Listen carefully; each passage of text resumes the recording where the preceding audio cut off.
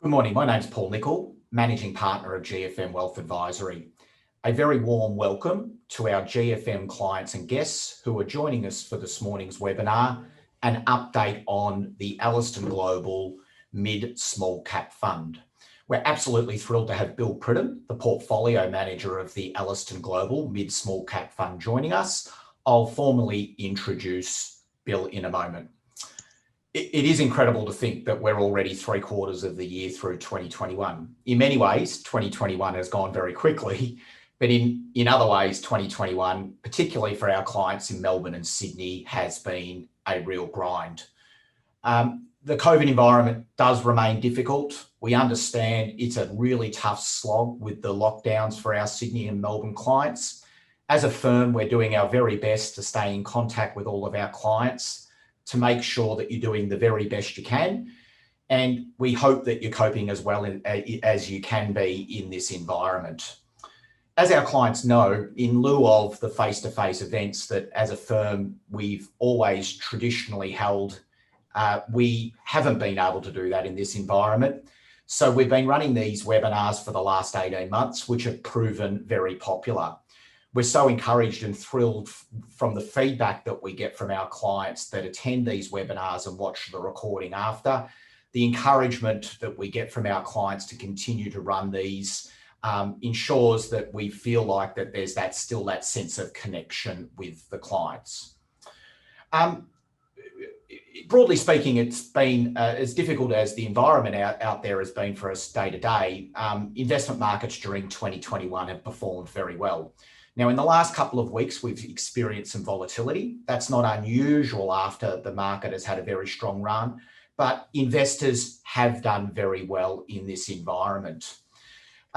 Before we get underway and we talk a little bit more about the Ellerston Global Mid Small Cap Fund, it's important to understand, as we always say, that this morning's webinar is general in nature. This is not specific advice. Bill and I today will be talking about the fund. If you have any specific questions after the seminar, feel free to contact our office and we certainly can give you some feedback. In the attendance invite, we asked those who are attending if they had any questions. Again, we had lots of questions from those who are attending about the fund and about what's happening in markets. So we'll do our very best to cover those. Okay, let me formally introduce Bill Pridham. Bill joined Ellerston Capital in November of 2015 and has 23 years experience in financial markets. Prior to joining Ellerston, Bill was investment manager at JGL Investments at JGL. Bill managed a listed equity portfolio with a global mandate. Prior to JGL, Bill worked as an investment analyst at Kira Capital. He was a senior research analyst at QIC and CIO of MMC Asset Management. Bill started his career at UBS Australia and was a senior research analyst there. Bill holds a Bachelor of Commerce at Bond University and is a CFA chart holder. So Bill, a very warm welcome. Thank you, Paul. Thanks for having me on. Really do appreciate it. Excellent, Bill. Bill, let me start with talking about the fund, and more specifically, obviously the Ellerston Global Mid Small Cap Fund is a concentrated portfolio of listed global mid and small cap companies.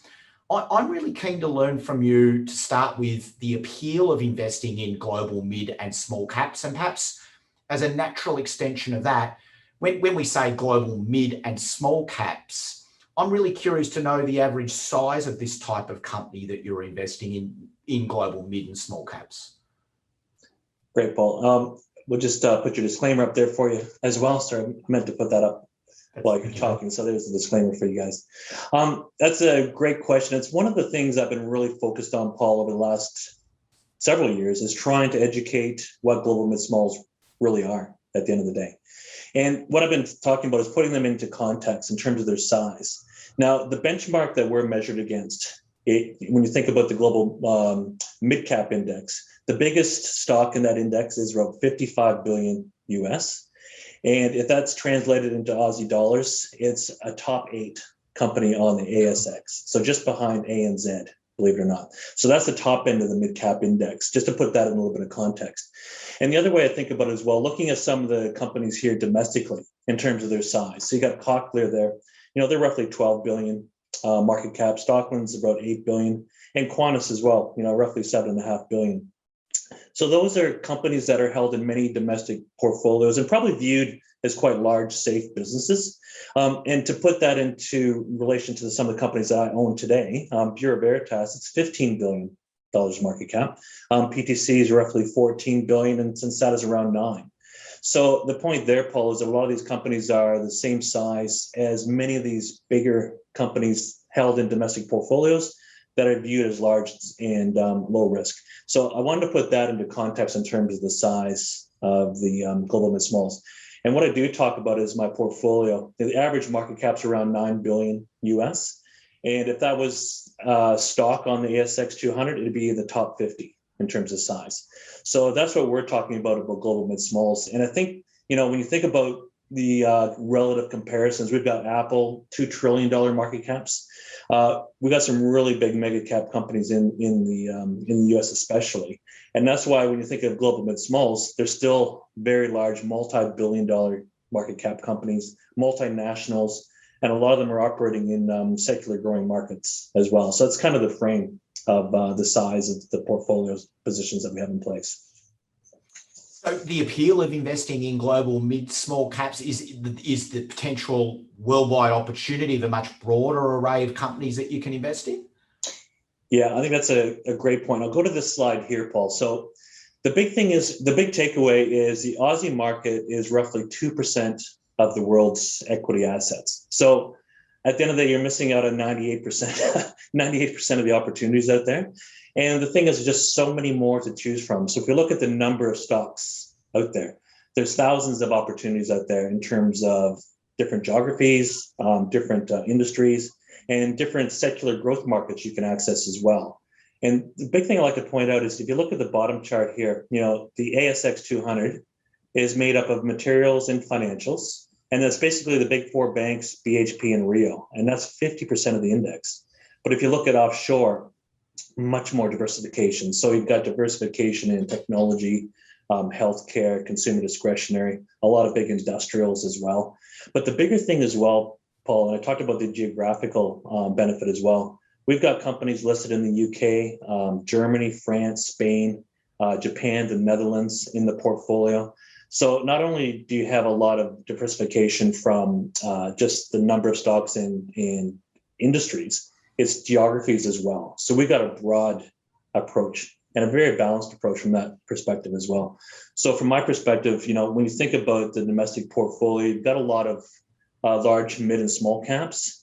And I think internationally should have the same approach. So there's a lot of great fund managers listed or based here in Australia that give you great access to, Facebook and Google and Microsoft, the mega caps out there, which is great.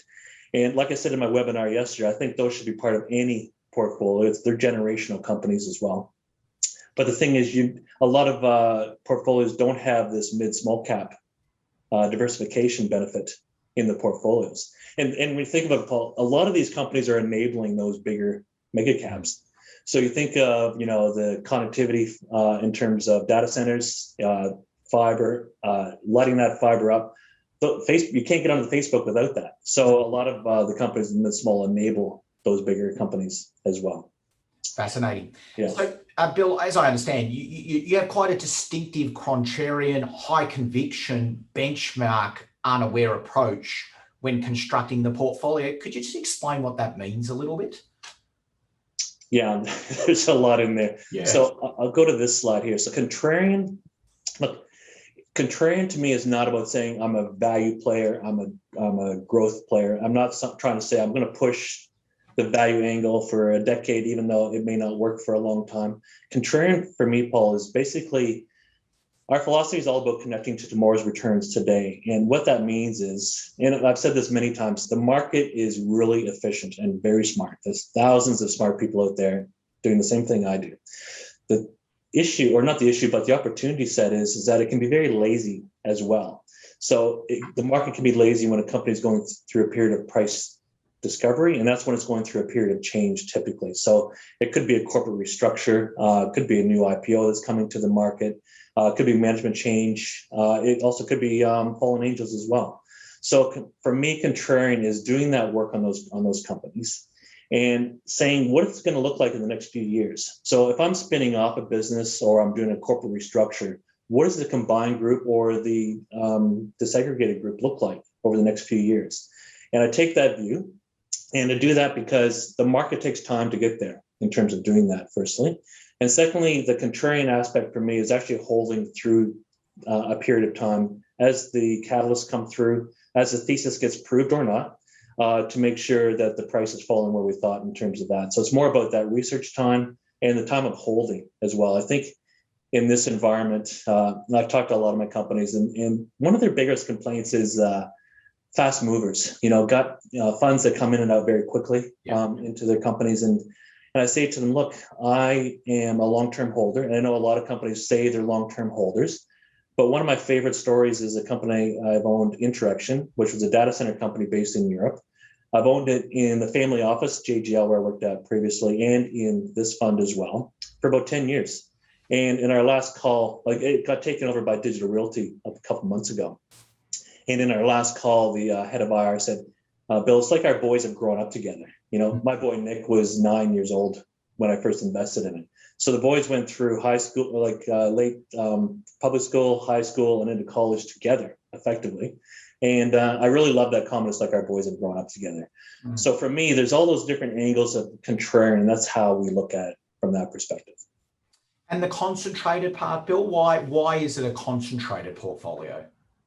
Yeah, that's a great point. So I view concentration as concentration of risk in terms of making sure you focus. So I think Peter Lynch has one of the greater lines out there. Stocks are like children; don't have more than you can handle at the end of the day. So when I look at that, typically we'll be in that 30 stock range, Paul. And I feel in that range you can get to know the companies really well, get to know the industries they're operating very well, but even more importantly, the management, getting to know them extremely well, as from a relationship point of view. If you get too many, I think it's going to be difficult to put hand on heart and say you really understand all those businesses, be on top of everything, be on top of all the risks. So I actually feel concentration is less risky in that sense because you know the businesses incredibly well, the management very well, and you can actually identify risk better, I think, in that environment. So it is concentrated. It is benchmark agnostic in that sense, but the concentration for me is actually, I feel it's less risky actually in that sense because I actually concentrated on my businesses. Yeah, interesting. So Bill, I'm also curious, the stock selection process, or maybe at a very high level, how do you view the way you're putting together all of these stocks in the portfolio? Yeah, because the pushback I get, Paul, is that there's thousands of stocks out there to look at. How do you get across them at the end of the day? So, and that's where this concentration and focus really is important. This is the slide. There's a lot in here, but I just wanted to highlight how we get to where we end up to be. The first one is the ESG screen. So, Paul, we're not an impact fund, but we want to be ESG friendly from that perspective. And one of my first screens is a little bit of a step back. So the mid-cap index is about 900 stocks in that mid-cap index. So if I'm doing a screen, that's the screen on that. So, so that kind of narrows it down from those thousands of companies. I'm into that 900 company range. And when I put an ESG screen on, so it's like fossil fuels, it's like alcohol, tobacco. Those are quite easy ones to do. Chemicals, gambling as well from that perspective in terms of screening that out. And the way I try to think about it is I'm not trying to, like I said, be an impact fund, but I'm trying to screen out companies that may do harm. Yeah. And that naturally correlates to companies that are generally doing good at the end of the day. So that really cuts down a lot of the names in that. And I'm also very focused on, I talked about, the biggest stock in the mid-cap index is 55 billion. I cut it off at 15 billion in terms of size. And even then you're bigger than Woodside, bigger than Sonic Healthcare at that level. And within that, I always say I want to be in that 2 to 8 billion market cap. That's where you really get the sweet spot of getting that contrarian opportunities. So the ESG screen's in there, but it's in that price discovery screens as well, Paul. It really narrows it down the spin-offs, the corporate restructures, IPOs, that screens it down to the real manageable level from that perspective. But I've got to point out, Paul, the more powerful part of what we've got is that library. Yeah. I've been doing this for over 20 years. I've got a library of 200 stocks I've either owned in the past, done a lot of work on in the past, or had exposure to. It's just like easy pickings to pull them out because you already know them really well. And I call that like a knowledge premium. And let's say one of those stocks is going through a corporate restructure. Well, easy to pull that out and do the work on it because generally we have models on it. We know the company, we know the management, and we can actually get up the curve pretty quickly. So there's a lot in there, but at the end of the day, it's we've got it to a level where it's quite manageable from picking those stocks. And I got to admit, a lot of it comes from talking with our companies. They'll talk about another company they admire. A lot of it comes from conferences or just reading at the end of the day as well. So there's quite a wide variety of ways that a stock will come into our crosshairs. Terrific. So how does the portfolio look today? I'm curious. Yeah, so it's actually been this way for a little while now. I'll go to the barbell, which I talk about. So what I was trying to do, and I had a great meeting with one of our investors, and I was thinking beforehand, how do I actually kind of visualize what the portfolio looks like, right? And we came up with this barbell. And the idea is that, you've got a very balanced approach, and that's how I want to position the fund. I've been positioned this way for quite a while now because, as we've talked about previously, the macro is moving around a lot. So I always say, I used to be a baseball player back in Canada. I like to have my catcher's mitt out for any market scenario that's out there and participate in most of them. And so that's why this barbell approach is quite important to me. So I've got the value side on the left hand there. So like I said yesterday, value for me is a very difficult term right now because I've got companies in there growing at 20% plus next year. And are they value companies? Well, actually not so much. They're almost growth companies on the back of that. So the way I kind of frame that, they're typically consumer discretionary, industrials, financials, and we'll talk about later, hopefully in terms of how they fit in with some of the themes in the fund as well. But those are companies that are more in that industrial angle on consumer discretionary. And on the right-hand side, you have those digital enablers, the digital growth companies as well. So I've kind of got that angle in terms of both from a call it a value perspective and also from a growth, secular growth perspective. Yeah. So how would you define secular growth? I'm just keen to understand that a little bit better. So I understand the value and the explanation of that. Secular growth? Yeah. So those are businesses that are operating in potentially decade-long opportunities. Yep. So take a step back. When you think of, let's look at the regional banks in the U.S. So right now they're in a real sweet spot in terms of loan growth is going to start picking up. When I put them on about a year ago, the 10-year was at 60 bips. Economies were starting to pick up. So, but I feel that's got a lot more time in front of it as well. And we'll talk about that later, hopefully. But they're more about ones that don't have, they'll go through a bit more of a cyclical aspect, right? The secular growth, they'll grow no matter what the market does, no matter what the economies do in general. So you think of data growth, you think of clean energy, you think of Industry 4.0 or anything to do with the next generation. Those sectors are going to grow pretty much no matter what the end markets do. So I really like them from an irrespective perspective in terms of they'll grow no matter what the end markets do in terms of the economy. So that's what I try to kind of underpins a secular growth business.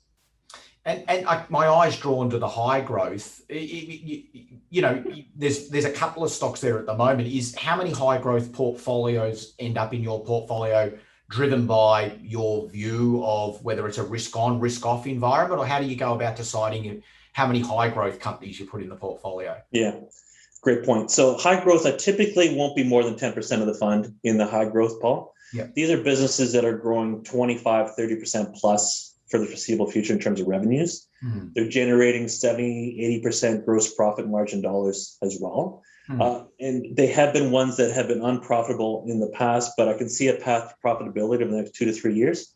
I've owned them for 2 to 3 years, and now they're profitable. So you can watch them go through their path. Because they're unprofitable at the beginning, you can't have a big exposure to them, because they do give outsized returns over time. But I try to keep a prudent approach in terms of that exposure. So these are companies. I'm not trying to say I need to have this angle. These are companies that come up through conversations. So LiveRamp there, I was at a conference a couple of years ago, and one of the comments was we use LiveRamp because they are the currency of data on the internet in terms of private data. And I thought, well, wow, I want to own something that's the currency in terms of data, sharing data that's really angled on privacy. LivePerson was all about messaging, in terms of connecting your favorite brands to your favorite apps. So, and you can see messaging apps, WhatsApp of the world, Facebook Messenger were really starting to pick up, and I wanted to have exposure to that as well. So I don't say I need to have that. It's a nice to have part of the portfolio because it gives outsized returns perspective. And it's something that a lot of funds domestically won't have. So I would imagine and that's what we talked about the nature of the names in the fund. There's a lot of businesses in here that, a lot of people really won't know. But when you understand what they are, you can get quite excited about them. And those are a couple of examples that I like in that. But there's not going to be an oversized part of the portfolio because of the early stage of the business. But these are businesses that can, double, triple over time. And, when you think of both of them around that, 3 to 4 billion market cap, growing at 25-30% plus in, global TAMs, live persons here in Australia, they can give you some really good returns. So I'd like to have that exposure as well. Excellent. Okay, so you mentioned before that there's a real thematic flavour running through the portfolio, and I wouldn't mind working through a couple of those themes. So one of the themes that I'm aware of that you've got in the portfolio is 5G and data growth. So would you mind just spending a little bit of time as to why you're attracted to 5G and data growth? And I know one of the positions that you've got in the portfolio in that theme is Cellnex, as I understand. Yeah. So maybe you could spend a bit of time explaining why you own it. Sure. So we'll go to the 5G slide. So 5G, Paul, I've been investing in for over 3 years now in the space. So I did a presentation on 5G, and I call it my horseman in the 5G bucket. And in that bucket, I had the likes of Zayo, I had Interaction, QTS Realty, and all three of them have been purchased by other companies. So, and the thought process around that as well, are there still great opportunities? And there's actually more coming to me right now. So the underpinning of it, Paul, is that, data growth has been growing 20-30% over the last several years. With 5G coming in, it's probably going to accelerate in terms of the growth of that. And really, COVID, the pandemic, accelerated all this because now companies are saying to themselves, we don't have a digital strategy, we're going to fall behind. So this really brought forward a lot of digital strategies for enterprises globally, probably brought forward by 2 to 3 years at least, in terms of that need and necessity from a business continuity perspective to bring themselves into the digital world. So that's really driven the cloud adoption, really driven, you think of the work from home and all that as well. 5G now is really getting rolled out. It's a standard-based rollout, and now we're getting those standards in place. And what I love is that bottom chart from AMD. And if you think about it historically, data growth really been driven by us, streaming Netflix or streaming YouTube. Now it's going to shift. And with 5G enables the Industry 4.0, the next generation, machines talking to each other. Now growth is going to be driven by not just us, it's the machines coming on board as well. So it's actually going to accelerate from here. And I said when I first started looking at the 5G and data growth story, it's probably a decade-long opportunity, and that was a few years ago. I actually think it's even more the case now from what we're seeing in terms of the global rollouts here. The economic benefits are large. Qualcomm talks about 13 trillion economic benefits, and we're only really starting right now. So I've also said I can't pick that 5G application winner yet. So I can't pick the Uber, I can't pick the Airbnb, I can't pick the Netflix just yet. I do believe it's going to be in the enterprise world. So the way I play it, and it's more of a lower risk but broader opportunity perspective, I like to buy the enablers. So I buy the infrastructure companies that are benefiting from this, and I buy the companies that are providing the connectivity around this as well. So that kind of bridges to the Cellnex, which I've owned for over 3.5 years now as well. It was less than 10 billion market cap when I bought it. So what Cellnex is, it's the largest owner of mobile towers in Europe. So you think of cell towers, mobile phone towers here in Australia, which Telstra just spun off a big part of theirs. They are the largest independent owner in Europe. So they're benefiting from a couple different angles. So there's a massive outsourcing trend in Europe. You think of the US, over 80% plus of the towers are owned by independent players. In Europe, that's probably running at 30%. So there's a massive outsourcing trend happening there. But also from a 5G perspective, there's a massive densification opportunity. So Cellnex talks about fiber to their towers. They talk about densification of tenants on their towers. So they're really benefiting from some real mega trends over there. The beauty of the business is, and what I really love about it, Paul, is that it's roughly 46 billion market cap. And we'll touch on that in a second of why I still own a 46 billion market cap company in a mid-small cap space. And to put that in context, that's 10 billion bigger than Telstra here domestically. But what I love about it, they have 110 billion euro of contracted revenue in place. The majority is linked to CPI, being funded at 1.5% in Europe, and a lot of growth opportunities ahead of them as well. So that's what I really like about this business, is growing mid to high single digit in terms of revenues. They've guided to they got a number of deals that are going to finalize over the next several quarters and couple of years, and they've guided to revenues growing compound over 20% and EBITDA growing in the mid 20s from that perspective. So pretty good low risk way to play the space infrastructure. And I was thinking about it this morning again as well. When you think of the inflation, steel prices, all that's in the system now, those towers have got a hell of a lot more valuable at the end of the day. So I think you'll see even better pricing opportunities from that perspective. So long-winded answer, but I just also wanted to touch on the market cap angle as well. So like I say, we bought it at 10 billion, it was roughly 18 euro when we bought it. Now it's close to 60 euro in terms of share price.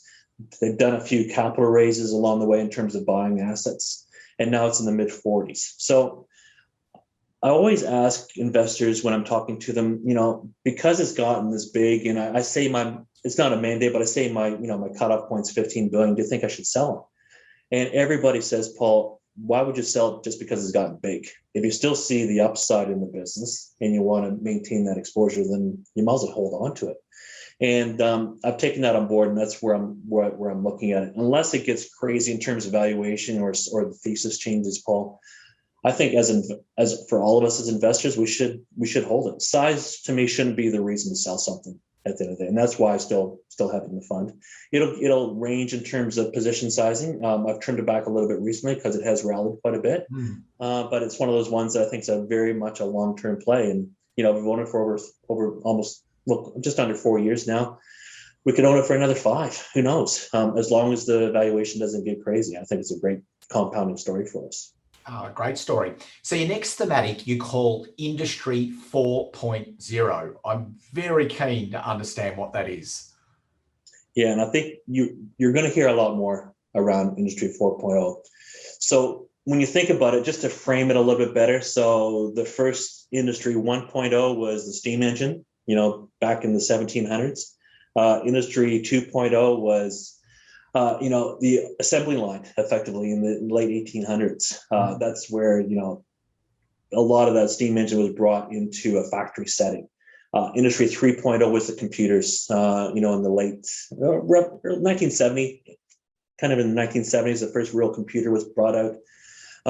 And that was Industry 3.0. What Industry 4.0 is the next level. So it's taking that computer base and making the whole thing smart think about it from a factory perspective globally. So now with Industry 4.0, we have, and this is enabled by 5G. And now that we have all the building blocks in place, we've got the compute power in place, and now we can connect it. So it's all about connecting those physical assets to the digital. And that underpins Industry 4.0. And to keep it simple, Paul, it's all about taking costs out of my global manufacturing fleet. And how do I do that? So it's all about saying, okay, I think a great example is like John Deere. So John Deere are building tractors and designing tractors, and it may get designed on a PTC software package. And now when it goes to the field, I can hold an iPad up and I can watch it working, and it shows how the gears are, what speed the gears are running at, what speed the engine's running at. And I've actually been to Boston and seen this work. It's actually incredible to watch. So it's creating that digital thread. So now I can see how that tractor is operating in field. Do I need to change design specs around that? is a bearing going to fail? The bearings will almost tell you from a predictive maintenance point of view, I'm going to fail in about a month. You better replace me now, or else I'm going to have a breakdown. So that's this cost saving aspect. But you have like John Deere, you have Honda, you have BMW, you have Bosch. They're all creating digitally smart factories now. So all these devices within the factory are going to start talking to each other. They're all going to communicate to the head office saying, this is how it's all working. We can manage it a lot more efficiently. And if you look at the bottom of the chart there, the return on investments 10 to 20 times. So we're talking trillions of dollars of economic benefits over time as well. So I want to be in that enabling. Like, I don't know what the app's going to be, but I know I can invest in the companies that are connecting all that up. And PTC is one of them. Sienna clearly is one from lighting up the fiber. It all needs to be tested and verified because a lot of these devices are going to start talking to 5G and in the open networks now. So we don't want to have any data breaches. So Keysight and Ritsu, they test 5G networks from that perspective. So yeah, there's a number of ways to play it. And to put it simply, Industry 4.0 is the next level of taking costs out of the global manufacturing fleet. We could almost talk about this thematic for the rest of the webinar. It's so fascinating. But is there a particular company, a highlight company you think in your portfolio in this Industry 4.0 thematic? I got to say, PTC is probably the purest play and easiest one to talk about. Like I say, they have the CAD software. There's only really 4 of them in the world that do computer-aided design software. And they also have the PLM software. It's called Windchill, which puts it all together.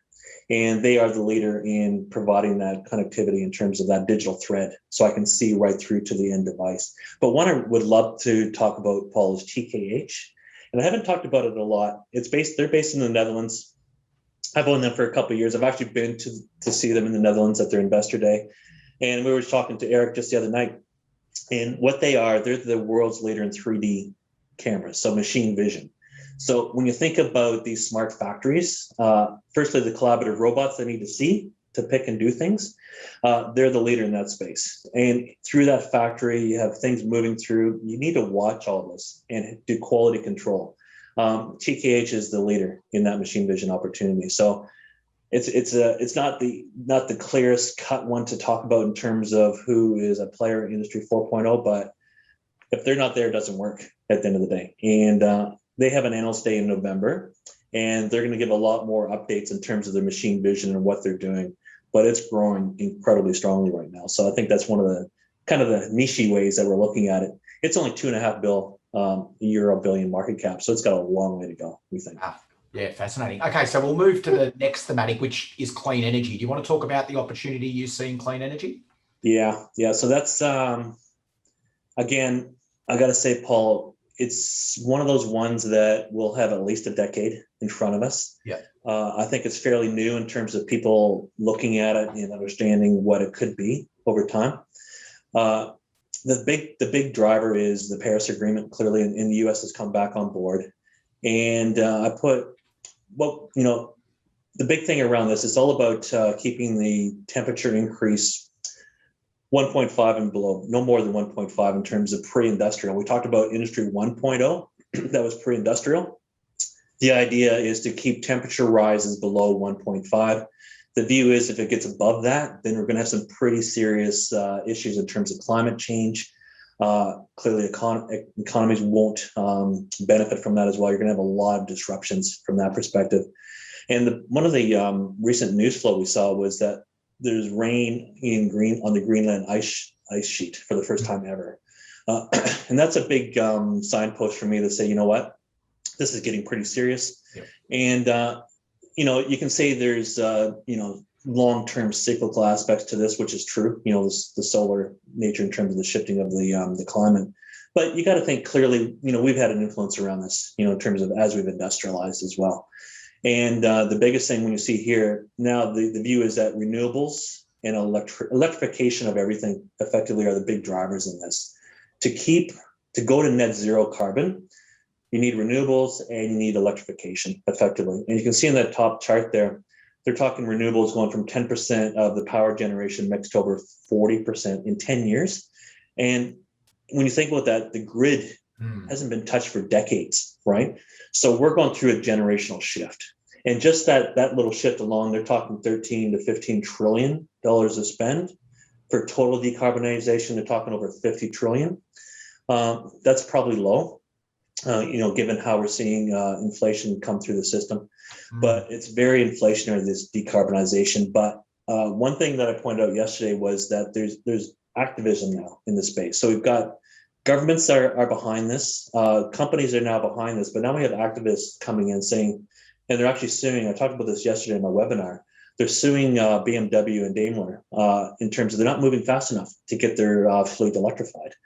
And it's creating a climate risk perspective. So you got a massive groundswell in this space. So I think the clean energy net zero, like I say, it's trillions of dollars of spend. It does good. So you can invest in companies that are providing this and actually feel good about it as well. So that's why I really like this space. Yeah, excellent. Very logical.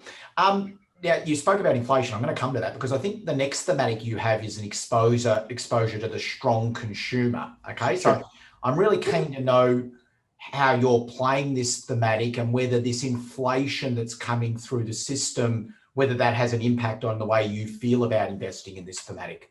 Yeah, it sure does. I think it's a good point to bring up.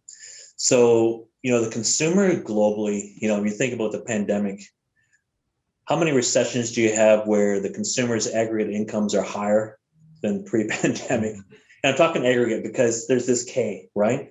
There's a lot of people that did quite well through this pandemic, but there's a lot that haven't. And we'll talk about the infrastructure spending later, but that bottom end of the K hasn't.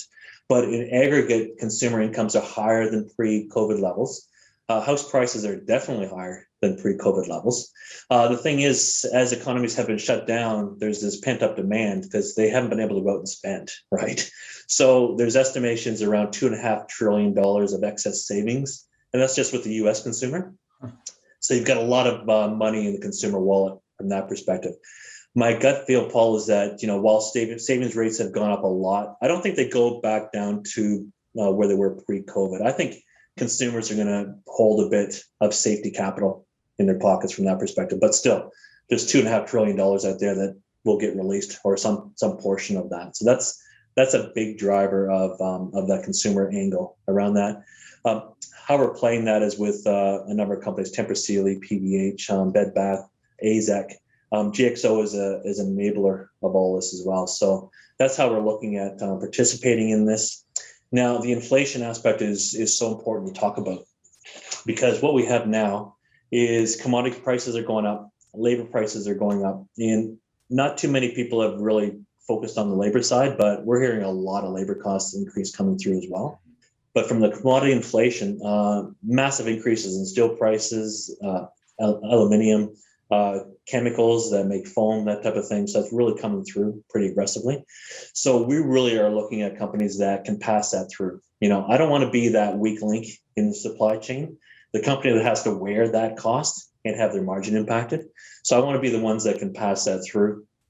And I'll give you an example of how you can change your mind. And I think people if you don't change your mind, you can be caught out. And a company that I've talked about a lot in the past is Group Seb. So they own Tefal, Mulinex, very much in the cookware, small domestic appliance category globally. So a big player globally in that space. The problem that the issue that we came across was, they talked about raising prices 4 to 5%, but they're not going to do it till next quarter, firstly. And secondly, we had a good conversation with them a couple of weeks ago. And believe it or not, Paul, they were saying, based on the container prices, like container shipping goods around the world's gone through the roof, right? Mm-hmm. Container prices have gone up 4x to 10x. Wow. And they're telling us that the cost of renting a container in some instances is the same value as the goods inside that container, right? So their freight costs are going to go up dramatically. I just don't think they're going to get that price increase to get it through, because it's quite a fragmented market, very hard to get the big prices through. So we actually exited the position on the back of that, because I think they're going to be that weak link in that supply chain. Now, if I look at a Tempur Sealy or an AZEK, they've actually increased their prices double digit already this year. And they are offsetting all the commodity cost and price inflation for the year. But the thing is, because the prices have been staggered through the year, as the commodity prices going up, they keep raising the prices to offset it. but that's staggered through the year. And we talked to both of them last week as well. And they're saying roughly half of that price comes through this year and the other half comes through next. So if you think about it, if commodity prices stay where they are, in the elevated levels they are now, they're going to get 5 to 6% price growth on top of that. So their margins are going to go up. If commodity prices come down a touch, they're going to have exponential margin growth on the back of that. And if commodity prices continue to go up, they've shown that pricing power and they can continue to drive that pricing up. So we really want to be focused and angle on that. And it's a big debate with us to make sure we're on top of that. And when we view that there's a risk there, we might have got that wrong, we'll move it. We'll move that pretty quickly. And that's what we did with Group 7. If I may digress, I'm really fascinated. You spoke about, we're hearing a lot about these supply chain pressures that are in. So Yeah. is your example of the containers, is that the supply chain pressures, or are you seeing other pressures there as well?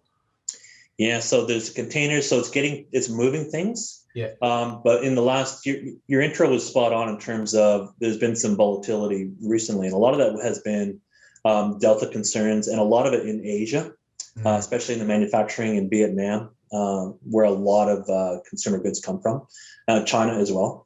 And that's kind of created a delay. So you have a couple angles there, Paul. You've had a delay in getting the goods because a lot of those factories were not, some shut down, but some limited in terms of their capacity to produce. And then you have this bottleneck of the containers and the pricing around that. So you've got a very complex supply chain issue that's been going through. What we've seen, companies that have amazing supply chain teams like PVH have been able to offset that. And they've gone through, I guess, when you think about it, when you think of the US-China trade dispute, it really should put a shot across the bow of the supply chain, especially for consumer goods. And a lot of companies started diversifying themselves away from China, especially. PVH was over 40% from China a couple of years ago, now they're about 10. So they've really diversified their supply chain. They've been able to do that because they have some really strong brands with Tommy Hilfiger and Calvin Klein. I think some of the smaller players will have a lot more difficulty around that. But it's really kind of shone a light on those that can do the pricing and have that strong supply chain system in place. It's really kind of separated that wheat from the chaff. And I want to also talk about GXO because they're the second largest contract logistics player globally. What's happening now, and we talked to them yesterday morning, or sorry, the morning before yesterday, they're seeing a lot more companies saying, you know what, this supply chain is getting hard. And you guys know how to do this. You have the infrastructure in place. You guys do it for us. And so they're seeing a lot more outsourcing come to them from the supply chain. So there's actually a couple ways you can play that supply chain, but it is something we're watching. But I think we're pretty comfortable where we're sitting in terms of the global guys like the PVHs, the Tempur Sealy, AZAC. They're pretty much very much domestic focus in terms of their supply chain. Tempur Sealy has a bit of manufacturing offshore, but AZAC's 100% domestic in terms of their supply chain. So feeling pretty good from that perspective, but it's gonna be an issue to watch in the next quarter results. We're seeing companies already lower the numbers on the back of that, but we just had PVH report a couple of weeks ago and they actually increased their guidance by 30%. So hopefully that's a knock on wood, a good indication that they're handling it pretty well. Excellent. And then the last of the identifiable thematics that I can see in your portfolio is an exposure to infrastructure stimulus. So I'm pretty keen to understand why you find that appealing. Yeah, great. So it kind of dovetails to the comment of peak growth and are at the end of growth. I think we're not at the end of the day, and maybe I'm a bit Pollyanna that way, but I think there's a lot in the system still to come. I do know money supply is being reduced, but I think what you're going to see is a shift more to fiscal stimulus. The UK is doing it as well. They have a massive green infrastructure deal. The infrastructure deal in the US is still working through the parliamentary systems over there. So who knows how long that can take and what it's going to look like at the end. But at the end of the day, President Biden's been very clear. We want to support jobs. We want to support local domestic infrastructure, and we want to support domestic businesses as well.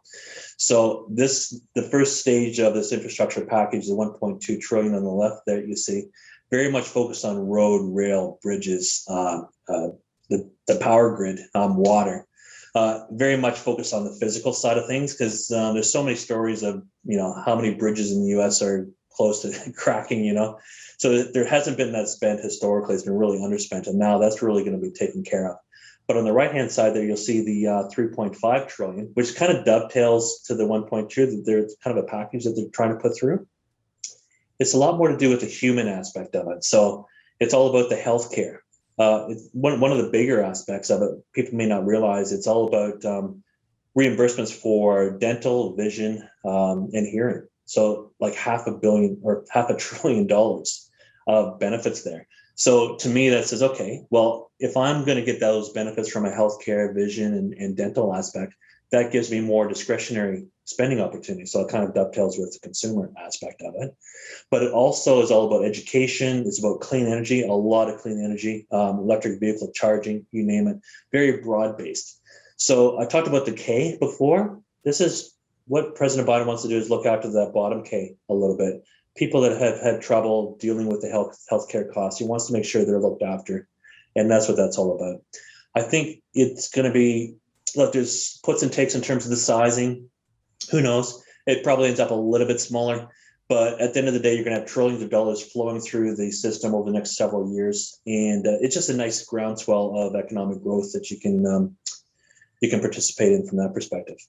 Now, we're nearly out of time, Bill. As you're aware, our clients are strong investors in the Ellerston Global Mid-Small Cap Fund, and you must be, and we're very attracted to this idea of investing in a part of the market that potentially is often very unrepresented in a portfolio.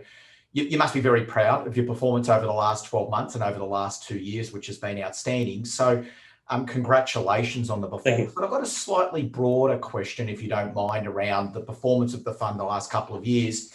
And that's about this being an active investment manager or active investing. We've heard a lot of debate around passive versus active. How do you view your role and the role of active investing in a portfolio as things sit at present? Yeah, so clearly I'm going to talk my own book here in terms of being an active manager. Yeah. Passive investing to me is participating. Clearly, I'm talking ETFs around that passive side of things. They're indiscriminate buyers and sellers of assets. Doesn't matter what price they are. If the price goes up, they need to buy more to keep that weighting, right? So the trouble with that is you're continually getting higher exposure to potentially momentum-based, something that is not taking into account a change in the investing landscape, which last year was a big one. When you think of the shift we saw in November when Pfizer came out and said we've got a vaccine, in talking with my companies, they were saying even before that they were seeing things start to improve, especially in Europe, and it told me that I need to get some more cyclical, more industrial exposure on. And if I didn't do that or didn't listen to my companies, I wouldn't have done that. That's when I put the regional banks on. The 10-year was at 60 bips at the time. And I wouldn't have done that. I wouldn't have done that actively. And that's my point around, you have to be nimble and you have to be able to adapt and to different investing environments. And that's why I talked about that catcher's mitt. I want to be there for different market scenarios. And I think from a passive investing aspect, it's very hard to have that nimbleness and being able to adapt. The other aspect as well, when you're investing in an ETF, you own businesses that could be doing harm at the end of the day. You could be in businesses that are operating in secular declining markets or being disrupted at the end of the day. We talked about ones that are incredibly expensive. So you're basically buying a lot of exposures that you probably wouldn't want if you're to put hand on heart and say, do I really want to own that? But from an active perspective, I've got a big universe I can look at, which is great. And I can pick and choose what I really want to be in. And I know it sounds simple from that perspective. And I love the phrase, there's sophistication and simplicity. And in that case, I'm very sophisticated because I try to keep it as simple as possible. I'm trying to find great businesses operating in these secular growing markets. And we talked about those thematics. And I don't say I need to have clean energy. I need to have infrastructure. I need to have 5G. That's actually a function of I'm trying to find the best of breed. And the best of breed are falling in those categories at the end of the day. And unless you have that active approach, very hard to see how you can get some good outsized returns. And Paul, we talked about that concentration aspect earlier. if you do all that work and you don't have a concentrated exposure to that, you're not going to get those returns at the end of the day. So we're very focused on making sure we do a lot of work to make sure we get them right, have that concentration. And when you have those secular thematics behind you, it takes away a lot of that risk from that perspective as well. So you can really drive that active experience and benefit from it for us all as investors in the fund from that perspective. And when I look at it, I talked about it earlier, there's some great fund managers that invest in Facebook and Microsoft and Amazon, and you should at the end of the day. There's not many out there that have the positions we have. We're set up to be the mid-small cap manager for you at the end of the day. And we eat, sleep, and breathe these businesses. And hopefully that continues to show up in the numbers and our conviction around the stories as well. That's a great answer. Feel free to bring up those numbers, Bill. You're being very modest. I'm happy for you to bring up the next slide. Okay. The numbers as a finish off. Congratulations. You can see the performance there at the bottom right-hand side in terms of the outperformance against the benchmark. So firstly, I want to thank you for your time today, Bill. We love your passion when talking about the companies. We love the way you think about investing. But most importantly, the results have been there. So on behalf of our clients, thank you for your time today. And thank you for the terrific work that you've done in terms of the portfolio. All the best in the period coming up. Thanks so much, Paul. And thanks everybody for the support as well. You know what? It means so much to me to have that support. So thanks to you. Thanks, Bill. Thank you. Okay, stay well. Bye-bye.